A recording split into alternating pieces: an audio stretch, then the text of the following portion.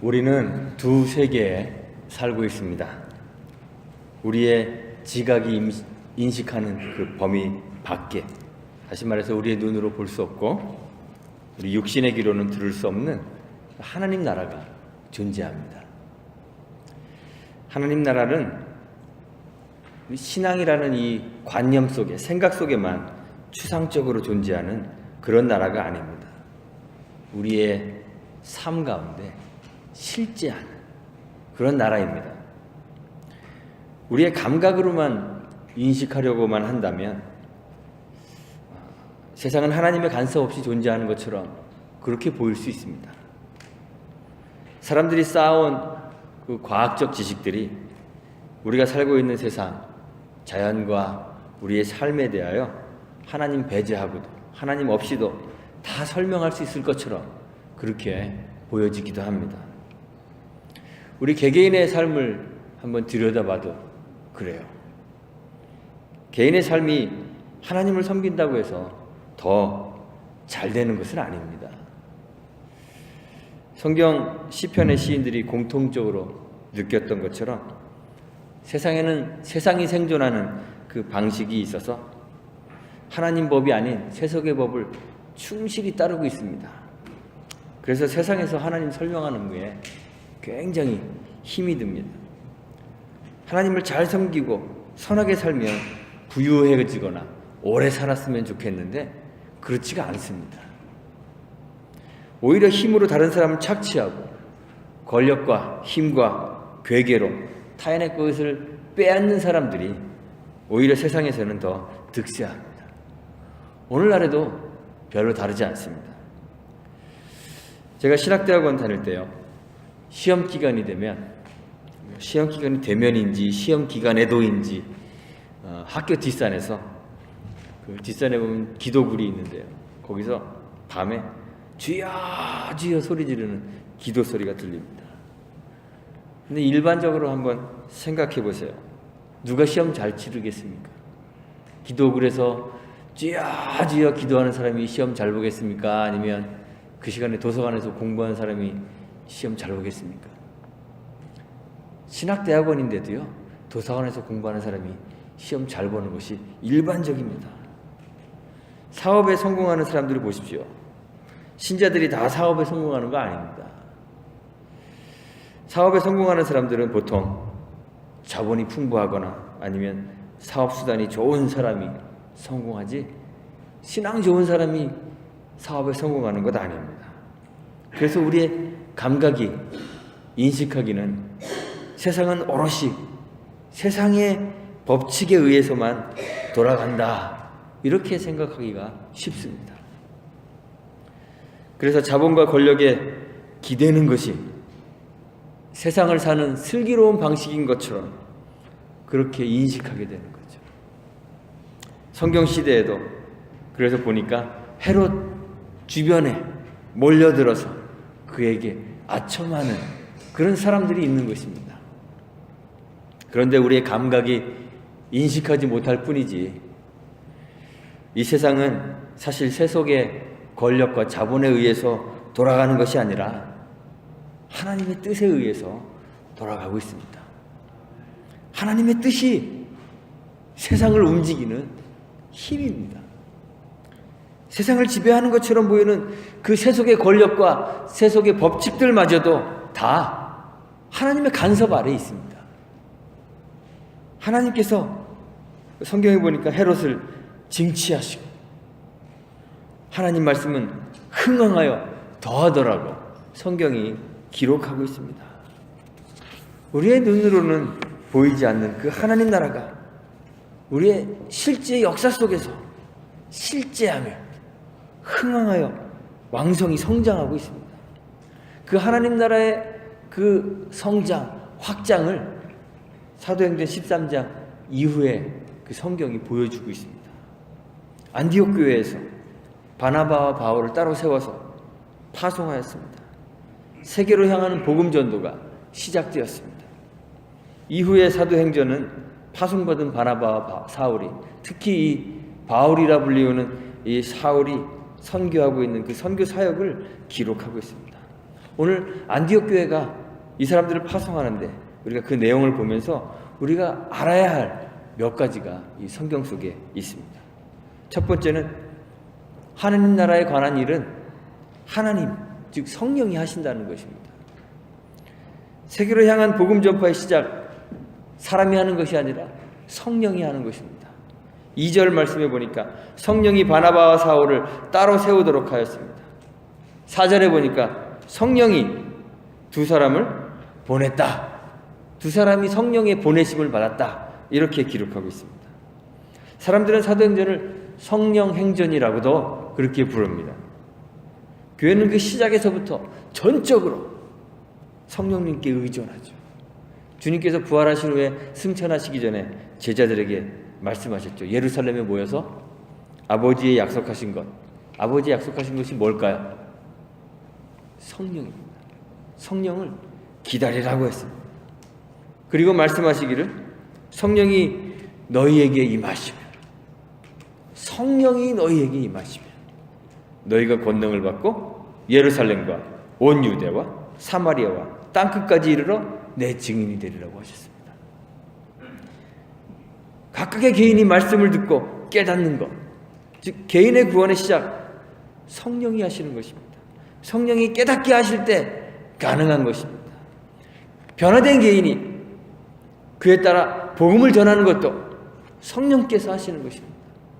성령께서 시작하실 때 복음도 전파되는 것입니다. 그런데 오늘날 우리는 신앙하면서요, 성령을 잘 기대하지 않습니다. 별로 기대하지 않습니다.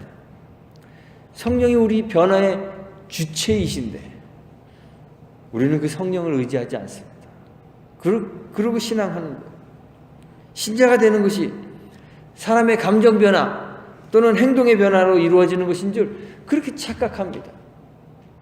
신자가 되는 것은 행동의 변화나 우리 의지로 가능한 그런 변화가 아닙니다. 아주 근본적인 변화입니다. 우리의 존재 자체가 변하는 것이고 우리가 완전히 새로운 피조물로 새롭게 창조되는 것입니다. 그래서 우리가 할 수 있는 것이 아니라 성령께서만 하실 수 있는 것입니다.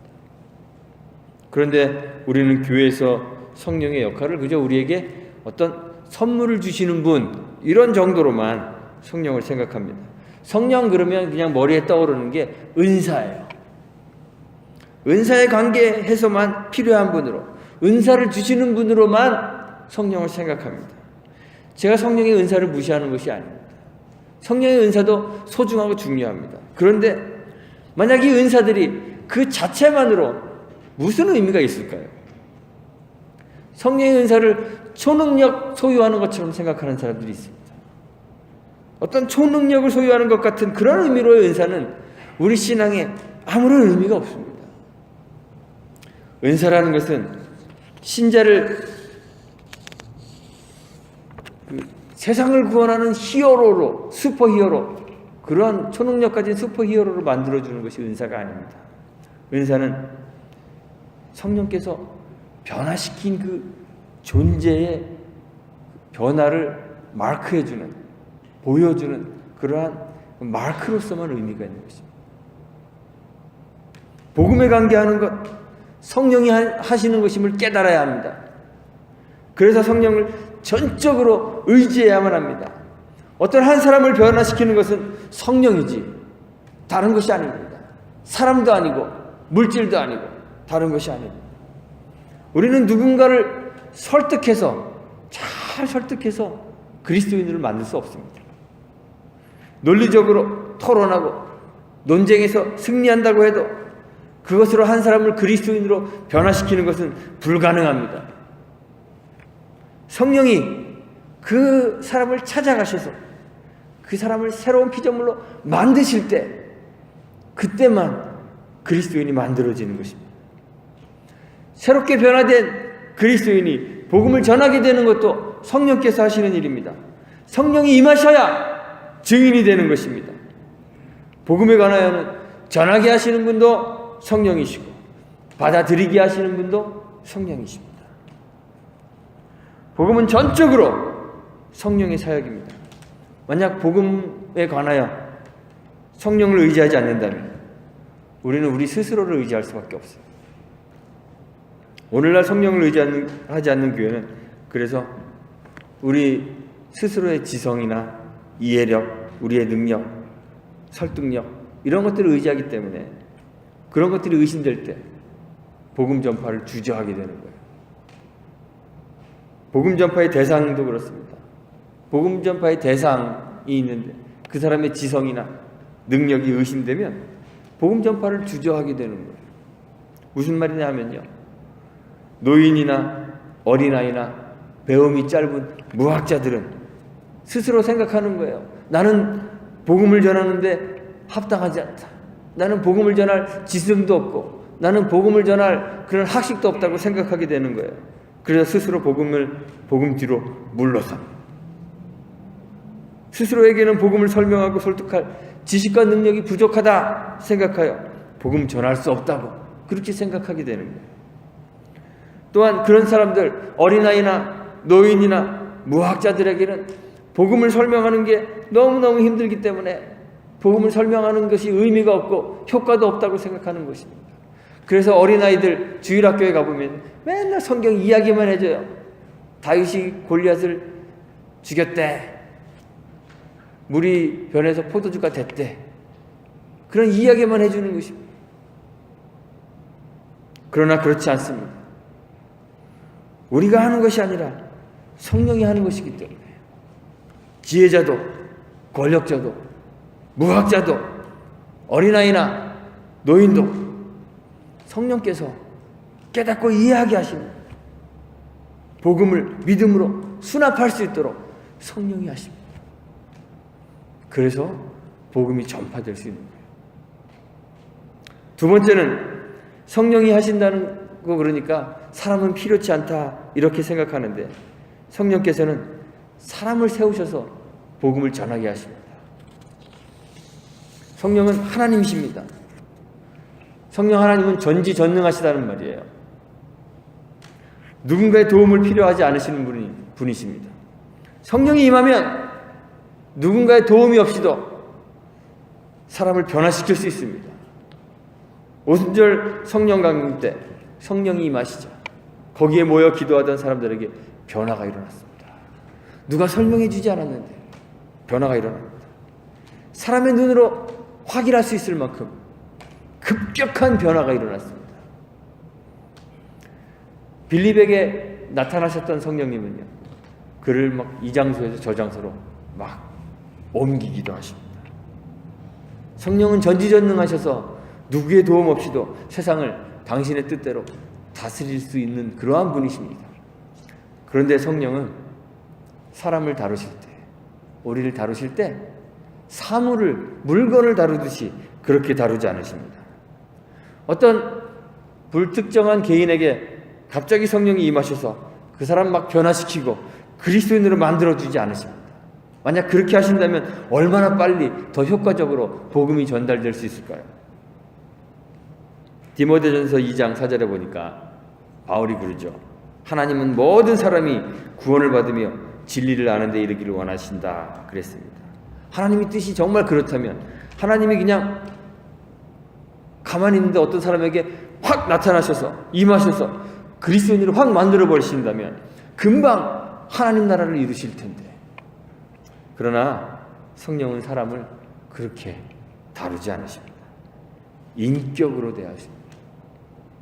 창조하신 세상에 대해 신실하게 하나님께서는 그 약속을 지키세요.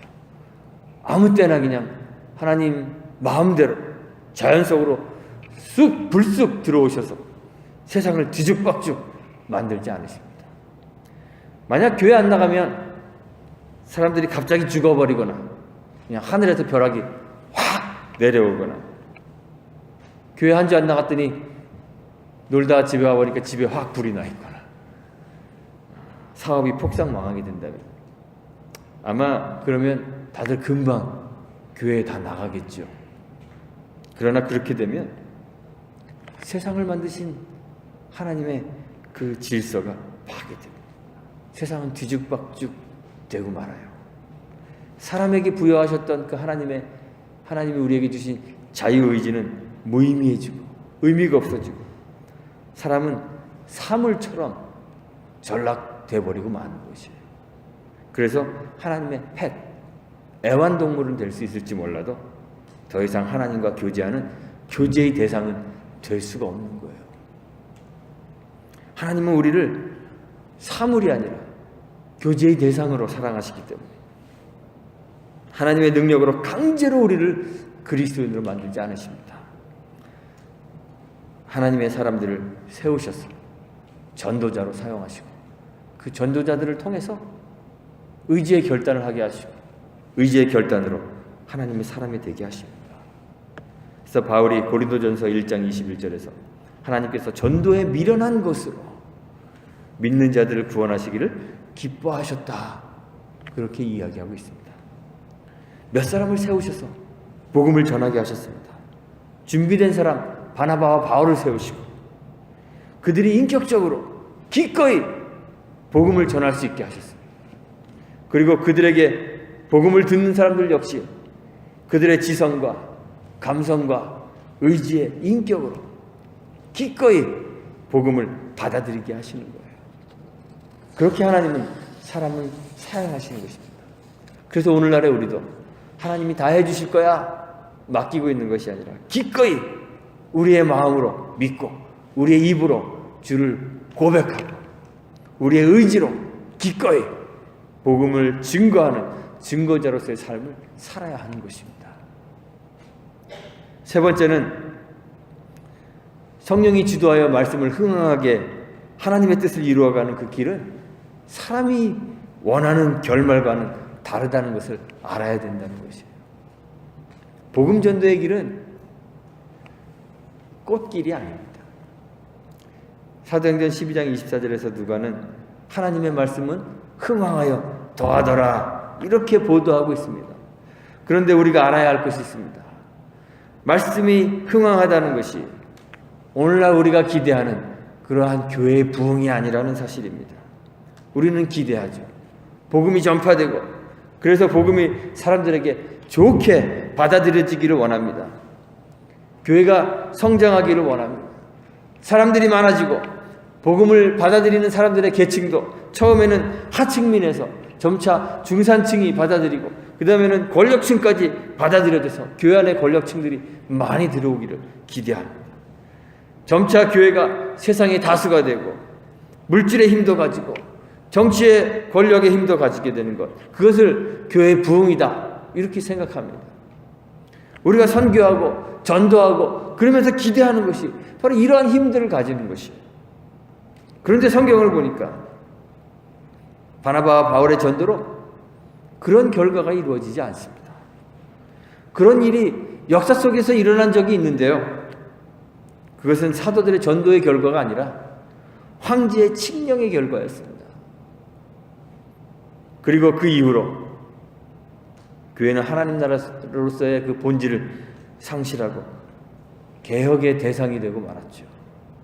우리가 기대하는 그 꽃길을 교회가 걷는다면 교회는 더 이상 교회가 아닌 존재로 전락하고 맙니다. 복음 전파의 길과 그 결과, 즉 하나님이 인정하시는 말씀의 흥황은 사실 우리에게는 험난한 길입니다. 복음 전파를 위해 전도자들은 성령의 힘이 필요했습니다. 교회가 교회로 존재하기 위해서 성령의 힘이 필요한 것이에요. 그래서 교회는 존재하기 위해서 금식하고 기도하죠. 오늘 2절을 말씀해 보니까 주를 섬겨 금식했다 그래요. 바울과 바나바를 세운 후에 역시 금식하고 기도하고 파송합니다. 복음 전도자들에게 그리고 교회에 필요한 그 성령의 능력이 있습니다. 그래서 성령을 의지하고 기도하는 거예요. 성령의 능력이 무엇일까요? 복음을 전하는데 어떤 성령의 능력이 필요할까요? 사람들은 생각합니다. 세상 사람들에게 잘 설득할 수 있도록 그런 힘, 복음을 부끄러워하지 않는 힘, 세상 사람들을 좌지우지할 수 있는 그런 세속적 권력의 힘을 사람들이 원하죠. 그런데 그런 힘이 아닙니다.